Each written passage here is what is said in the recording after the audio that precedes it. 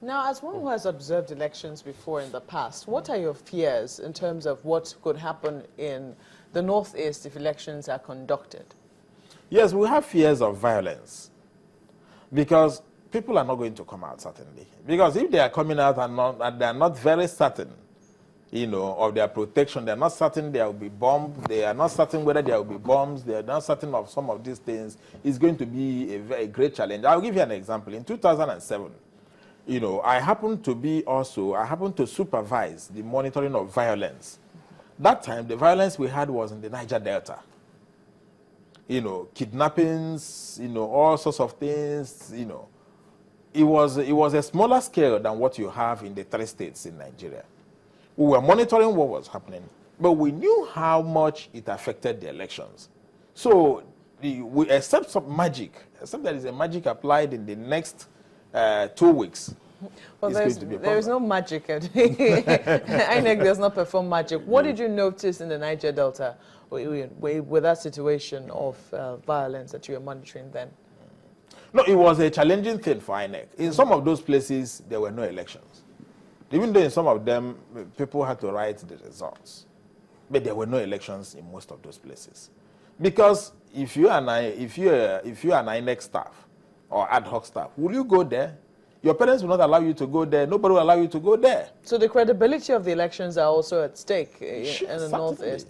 Well, how do you see? Because INEC is saying that they're going to distribute PVCs in areas where people voted. You can pick up in the local government, and we do know that not all local governments have been functional. How do you see the PVCs being distributed to these people who have been displaced or people who are going to be voting in the Northeast, for instance?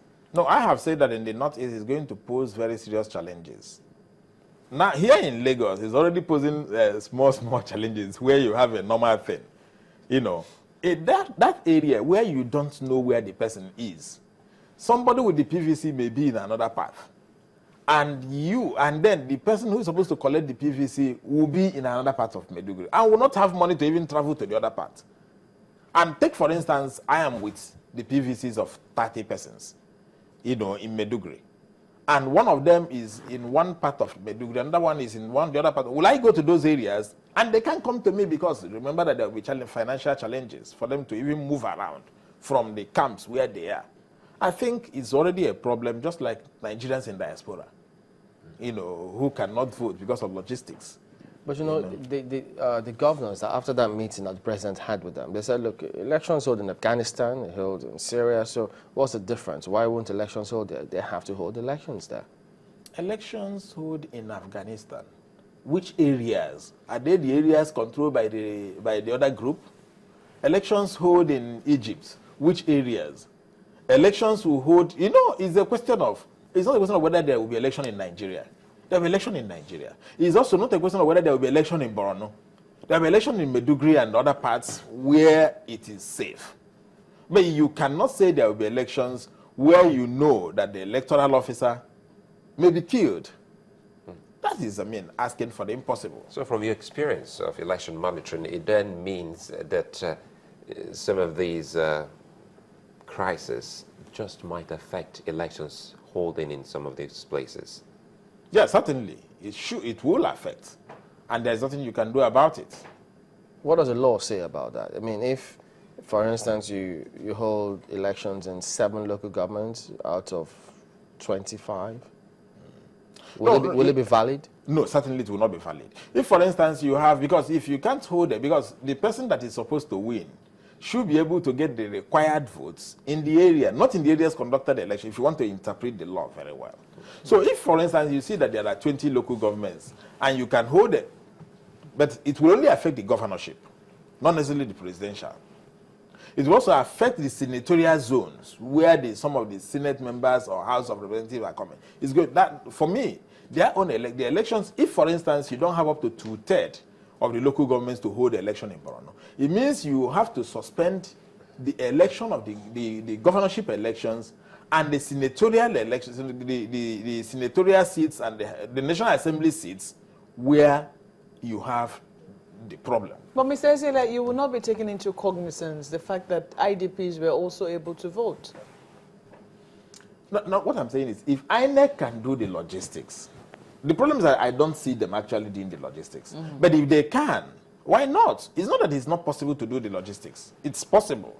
But I think INEC, as you have today, the civil servants there, not the chairman, not the management body, but the civil servants there, as you have today, the one I know, it may be a bit challenging for them. You're talking about civil servants. That draws my attention to this particular headline, front page of the Nigerian Tribune, and dismisses 3 staff over theft of PVCs.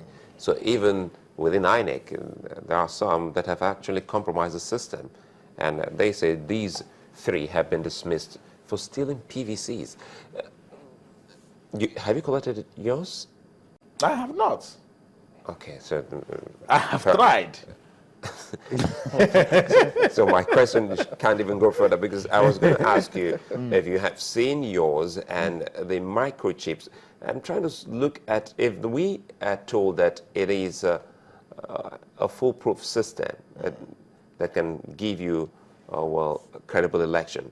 If anyone should steal it, of what use would that give that person if the card reader will ultimately say you're not the person?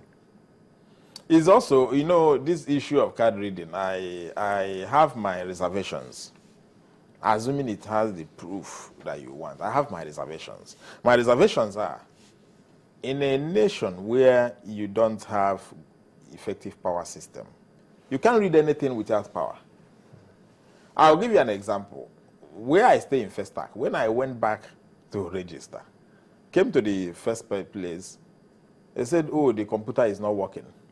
The charger is not there. I went to my house, looked for chargers, and brought. Another person went to his house, brought generator.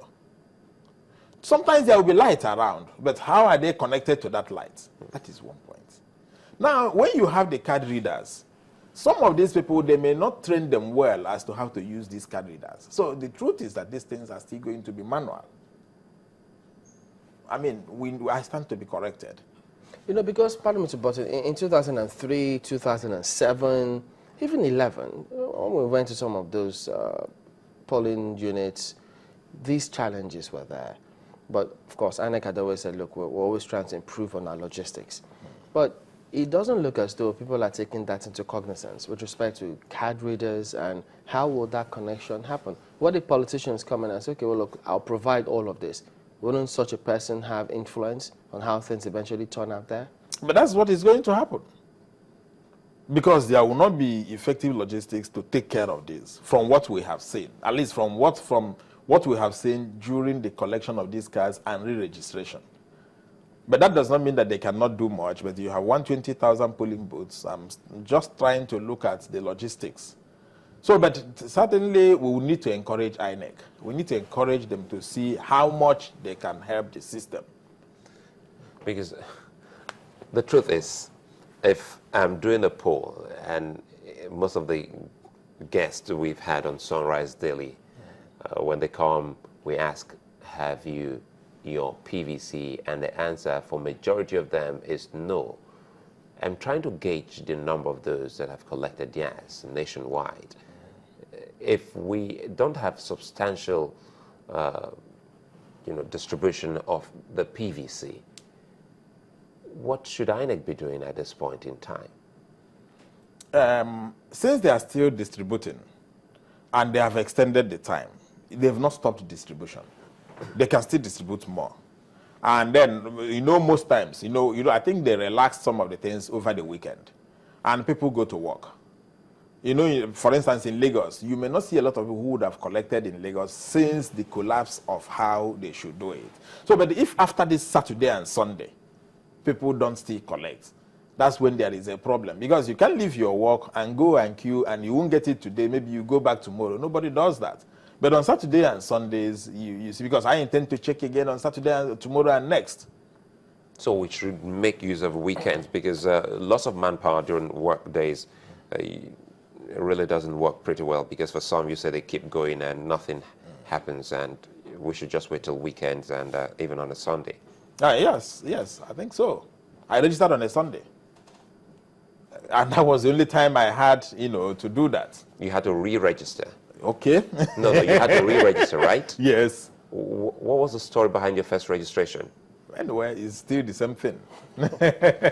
Is INEC meeting with election observers? Have you met with them as a group? Or No, we separately? have not met with them as a group. But they have been issuing instructions on what should happen, at the state levels of some groups.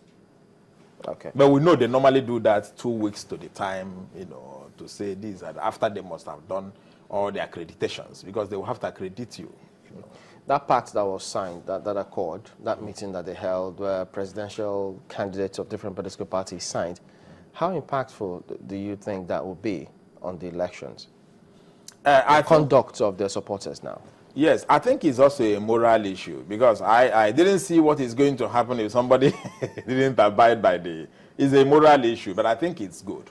In 2011, we on the NGO level, we tried to bring them together. We couldn't bring the presidential aspirant, but we tried to bring many of them in the states together. The governor signed a pact, and some of them did sign the pact. But it has a moral burden on them, and when you air it, people see it and people say, okay, some people will be persuaded, but more will not be persuaded. But when we start applying our laws the way it should be, people may not make provocative statements. All right, Chukwuma Ezeala is the chairman, African Bar Association of Election Monitoring Team in West Africa. Thank you for coming on today. Thank you.